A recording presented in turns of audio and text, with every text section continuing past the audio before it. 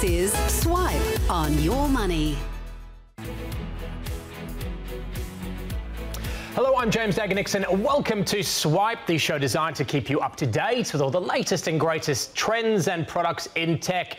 Coming up, we've got the latest in tennis gadgets and gizmos that may not make you quite as good as Serena or Roger, but could help that backhand. Plus, a look at the Australian company that's providing a streaming service with a difference. But first, let's take a look at what is making headlines around the world in the tech space. And France's data protection watchdog has fined Alphabet's Google $79.5 million for breaching European Union online privacy rules. Well, for her thoughts, national tech editor at News Corp, James Daggar-Nickson, joins us live from Brisbane. Lots to talk about. Let's start with Alphabet. Do you think they'd be worried, Jen? Would they be worried about this? Look, I personally would be worried about this. However, Google, in addition to the money, they really have to be concerned about this happening again. So I think they will be concerned just because it kind of attacks the heart of their business model. Like, this is what Google does. And what they've been accused of doing is not informing people about the information that they're actually taking from them, and also sort of not getting their consent. So do we have to wind back everything and sort of introduce some really easy to understand language to actually provide some detail around that, to let you know that, this is how Google makes money? It's a really interesting yet complex problem for them. Privacy, data seem to be a key issue for a lot of these companies through 2018. You get the sense that it's not going away in 2019. It's really not, and I think we kind of got that sense as soon as European bodies passed this amazing law, because they're really quite strict and they're really detailed, this GDPR, and so we could kind of see this coming. And I don't think that Google will actually be the last to see one of these really big fines. Just days ago, we heard about the Federal Trade Commission in America talking about issuing with Facebook with a world-breaking fine as well. So maybe it's a competition. It's the world's worst competition to see, how much you can actually be fined for taking people's information from them. There are some companies, though, basking in the glory of not being in the crosshairs of this. I remember at CES earlier this month, Apple, who doesn't show their wares, officially anyway, at CES had taken out a massive ad on one of the buildings next to the Las Vegas Convention Center, where it all sort of takes place, basically with a cheeky ad talking about how, essentially, I'm paraphrasing, no one needs to worry about their privacy or their data when it comes to Apple products. Yeah, it was fascinating, and it's also interesting to see Tim Cook really hammer home this point. And I suppose it's one of the big differences between the Apple ecosystem, which is closed down, which sort of anonymizes a lot of information and encrypts it, as opposed to Google, which might not necessarily do that, but use your information to sell you ads. So it's interesting to see sort of two diametrically opposed companies kind of go at it. And Apple was really cheeky because they don't actually show up at CES. So for them to show up on billboards and just have a bit of a swipe was really interesting. Speaking of Apple, announcements around releasing a rechargeable battery case for their latest models of iPhones. Is this going to be as awesome as it sounds? Gosh, no. I don't know. I can underwhelming. So it's a bit ugly. So Apple has done this sort of thing before, but this honestly looks like a phone with a backpack on, and not like a suave Johnny Ive backpack, but like maybe you've packed too much and you've gone, backpacking through Europe kind of backpack. And it's quite a lot of money, and I'm not really sure that any of us need them anymore. That's a good point, actually. And on the issue of price, $200, it's going to set back your Aussie iPhone fan. That does seem kind of pricey. It really does, especially when there are so many better options out there. Like, I'm sure that there is a market for this, and they will probably sell some, and Apple has been right when I've been wrong before. But for $90, you can get a backpack that is much more has much more battery power to it. You can sort of charge your phone wirelessly, and you don't have to carry it around all of the time. I'm not entirely sure that this is a winner for them, but look, feel free to prove me wrong. Well, and look, if that wasn't a big enough concern for them, you not liking this rechargeable battery case, there are ongoing concerns over the outlook for the company more broadly. Look, iPhone sales been well documented slowing. They released an update talking about China sales not being good, about the trade war having an impact. Thoughts on the outlook for Apple? Are they going to come out with something that rewrites the ship? Because this thing has been a hell of a performer, but there are question marks. Yeah, it's interesting. I mean, the iPhone is so good and was such a game changer, but Apple's company really relies on the iPhone so much now. China is a really difficult problem for them, particularly when you've got Huawei taking second place in the phone wars. So they're just below Samsung and Apple is below them. So it'll be interesting to see whether that continues and whether sort of the concerns around Huawei have any effect on their sales anywhere apart from China. But also I think that this year could be a really big year for smartphones. I think we're likely to see Samsung bring out its game-changing, or at the very least eye-catching phone with a flexible screen involved in it, bringing us back to the old Nokia days. We've got 5G on the horizon. I think Apple really needs to sort of fast forward whatever they've got in the planning and make a big impact with this next one. All right, Jen, wonderful as always to get your thoughts. Thanks for your time today. Thank you. Jen Daggar-Nickson there. Well, 2019 will be a huge year for 5G, with the first 5G-enabled products expected to roll out in the second half. And it was a major theme at this year's CES, with both consumer and enterprise opportunities on display. Well, for more on 5G and what else was catching his eye at this year's CES, I spoke to Telstra CEO Andy Penn. Andy Penn, look, thanks very much for joining us today. We're at the Qualcomm stand, I should say, at CES. You've been walking the floor. Look, firstly, what brings you here? What brings you here each year? Look, CES is the largest tech show in the world, and obviously it happens in January every year, and in 12 months it's incredible how much technology innovation there is. And so one of the things for us is making sure that we're ahead of that technology innovation so we can bring it to Australia for our customers. What's caught your eye? Like walking the floors, seeing the different stands, the booths, what's standing out to you? Look, I think a few things. I think firstly, 5G is obviously omnipresent, and 2019 will be the year in which devices will start to become available, so mobile phones and tablets and sensors, etc., for 5G. The other couple of things I would comment on, I think smart home, so all the devices in the home are certainly picking up, and I think that in conjunction with the assistants, and so by that I mean, hey Google, Alexa, and how you interact with all of that technology is absolutely reaching a critical mass of use cases. You mentioned 5G, obviously very important for Telstra. A lot of 5G, a lot of people promoting 5G. Qualcomm, where we are at the moment, obviously going to be a leader in that.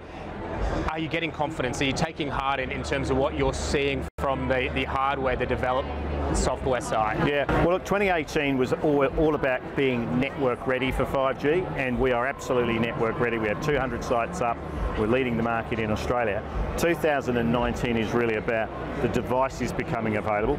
Qualcomm's critical to that because they're probably leading in terms of chipset. And so a lot of people are dependent on their chipsets to bring devices to market, and in fact we will be announcing very soon the first arrangements that we have with device providers on an exclusive basis, bringing those to our customers in Australia. When could people expect to get their hands on 5G-enabled products, handsets in particular? Sure. Well, we actually already have a product in the hands of a customer, which we did before Christmas. That's actually a hotspot, though, James, to your point.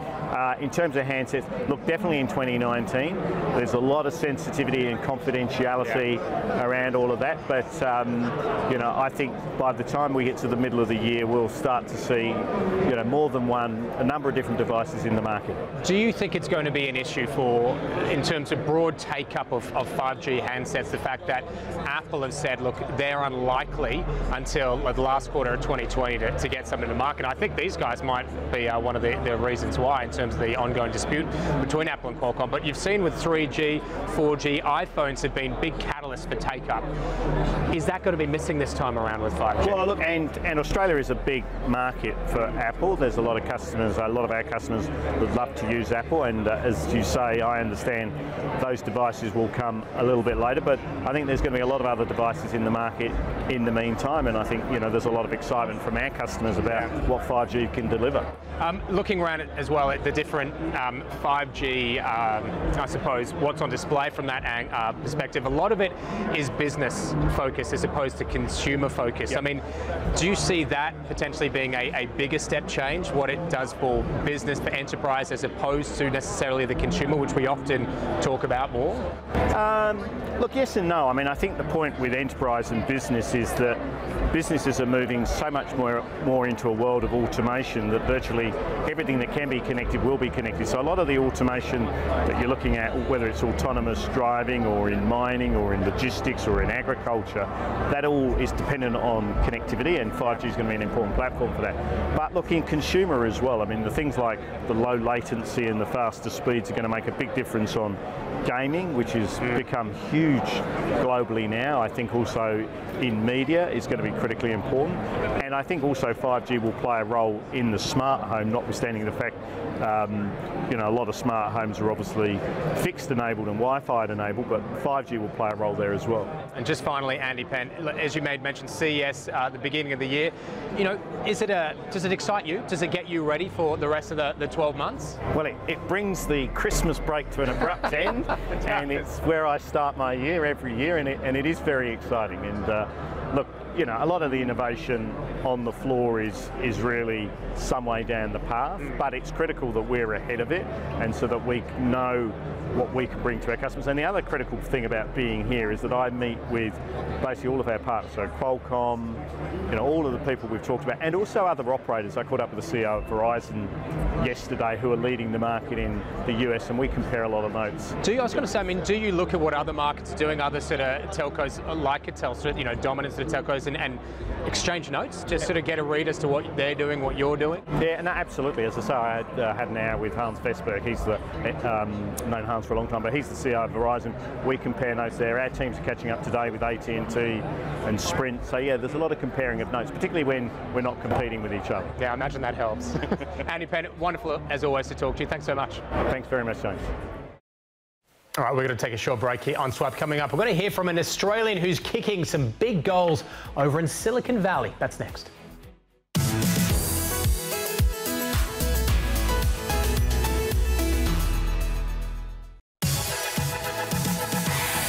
And now, more Swipe on your money. Welcome back. Independent film lovers rejoice. There's a new streaming service in town, and it's helping you watch the best thoughtful movies and documentaries free, thanks to your local library. Australian startup Canopy has gone from strength to strength in the last few years, with a US investment firm recently buying it out for $100 million. Well, I spoke to Canopy founder and CEO Olivia Humphrey in San Francisco. Olivia Humphrey, really appreciate you joining us today. Very exciting. I want to talk about what we're doing here in just a moment, but Canopy, just tell us a little bit about Canopy. So Canopy is an online video company. We stream videos that are thoughtful, so videos that world cinema, documentaries, films that make you think, spark a conversation. And to access Canopy, rather than put in a credit card where you access most of your online video services, you put in your public library number. The public library subsidises the service, or your university or college student number, the University of College Library pays. And I want to talk about what the ambition is, because I heard you talk a lot about a vision and the mission of Canopy, but starting at the beginning, 10 years ago in Perth, how did it come about? It came about really to solve the problem that students 18 to 24-year-olds were watching more film than any other resource, sort of, and yet on campus, film was not a core part of the syllabus. So really set out to fill that gap with DVDs. Along came YouTube. I thought, that sounds great, let's launch a streaming solution. And 10 years later, we have over 5 million users all around the world in mainly English-speaking territories, all accessing Canopy. One of the challenges was when students left college or university, they called up and said, I'm hooked on Canopy, how can I access it? And if they lost their university membership, they couldn't. So the public library was a natural, growth opportunity. So now anybody with a public library card from a member library can access Canopy as well. So what happens from 5 years in, deciding at that point to go from Perth to here, to come to San Francisco? Why? What was the thinking, the reasoning behind that? Really scale. We were getting a lot of American customers and we were servicing them from Perth, which is a long way. But of course, getting the scale gave us access to better films, more content, higher MGs, and a wider audience. And also the tech infrastructure in San Francisco was pretty much unparalleled. That's helped us get to where we are today. And you hear these stories about people coming over. It's an overnight success. Is it as easy as that, just coming over with an idea? I think I described my first year as the biggest nightmare I've ever had. No. We came over, my husband and I, and we bootstrapped the company, and it turns explain out... that. What you mean by bootstrap? So we had an opportunity to get funding when we came out to the US, and I didn't want to give up the control, and we didn't need to. Because I had self-funded the company from the outset, we were very cost-conscious and profitable. And I think having that sort of discipline from the early days has helped us to today, and it meant we haven't needed funding. So that first year we came out on our own dollar, so to speak, and I didn't plan this, but I didn't pay myself the first year. We had to remortgage our house, and everything turned out okay. The risk was worthwhile, but I don't know if I'd recommend, and I'm not sure I'd do the same way again, knowing what I know now. I was going to say, there must have been there's got to be some nights, lying awake, just thinking, goodness me, we put a lot on the line here. Horrific nights, and I think the biggest stress for me was I had my husband and we moved out here with a 10-month-old baby, and I felt a lot of pressure. Saying that, I also thrive on pressure. I thrive on fear, and I can now look back and see that that's probably what's given me the drive to make it to succeed, but it also wasn't a pleasant year of my life. So what changed? Like heading into year 2 here, heading into year 3, what do you think was it that changed, and when did you start to think, actually, I think this is going to be something? So what changed was when video in many institutions became one of the most used resources here. And we started out competing some big sort of incumbents, mainly because we were solving problems. So that was probably the turning point. At around 3 years into our US story, I also took on our first private equity funding, and from an Arizonan company, and a billionaire named James Daggar-Nickson invested, and that was another turning point again, because he was the most amazing partner, I call him, and helped me grow as a CEO. And I think the more I grow and the better manager and leader I am, the better the company is. When we took some chips off the table, the company grew monumentally, which led to the most recent round last June, which was a really, I guess, life-changing moment for all of us. Well, let's talk about that. The life-changing moment being you sold the business, from what I understand, controlled the business for $100 million. What was that experience like, and how has that changed from being founder CEO to still founder but not owner, entire owner CEO? For me, it's actually made me more motivated. I feel this huge responsibility to the new owners to succeed, to show them they've had a great investment. We actually exceeded our budgets and our targets, which were very ambitious, and I really believe it's because I have this deep inner gratefulness for to this company for setting us up for life, but also because I got to choose really amazing, I call them partners, and I really do see them that way. We work so hard, and you want to work with people that you like and enjoy and are challenged by, and this private equity company, Elsewhere Capital, are just that. They're really fantastic people. What's the future then? I mean, this huge opportunity now, where do you see it going? When you get up each morning, when you're speaking to the team, what's the vision? So 2019 is about solving the challenge, which is we have 5 million users, which is a lot of, I guess, customers accessing Canopy every day or every week.